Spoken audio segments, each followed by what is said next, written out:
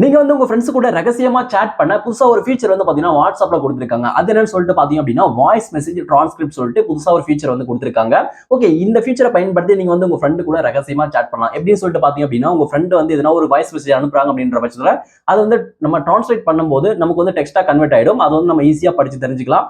இதுவே நீங்க வீட்ல இருக்கீங்க அல்லது கூட்டமா இருக்கக்கூடிய இடத்துல இருக்கீங்க, வாய்ஸ் மெசேஜ் ப்ளே பண்ண முடியாது அப்படின்னு சொல்ற ஒரு சுச்சுவேஷன் இருக்கும்பொழுது நீங்க வந்து ஈஸியா இது போல நீங்க டிரான்ஸ்லேட் பண்ணி நீங்க வந்து படிச்சு தெரிஞ்சுக்கலாம். ஓகே, இதுக்காக இந்த ஃபீச்சர் வந்து நம்ம பயன்படுத்தலாம். இது எப்படி ஒர்க் ஆகுது சொல்லிட்டு பார்க்கலாம். ஓகே, அதுக்காக நீங்க உங்களுடைய வாட்ஸ்அப் ஓபன் பண்ணிட்டு மேல டாப்ல ரைட் சைடுல கூடிய 3 டாட் கிளிக் பண்ணி செட்டிங்ஸ் குள்ள போயிட்டு சாட்ஸை கிளிக் பண்ணிக்கோங்க. நீங்க சாட்ஸை கிளிக் பண்ணிட்டு உள்ள போறீங்க அப்படின்னா வாய்ஸ் மெசேஜ் டிரான்ஸ்கிரிப்ட் சொல்லிட்டு இருக்கும். அந்த ஃபீச்சர் நீங்க வந்து எனேபிள் பண்ணிட்டு உங்களுடைய லாங்குவேஜ் வந்து செலக்ட் பண்ணிக்கோங்க. இதுல வந்து பாருங்க இப்போ இங்கிலீஷ் அவைலபிளா இருக்கு. நமக்கு தமிழ் லாங்குவேஜ் வந்து இன்னும் அவைலபிளா கொடுக்கல.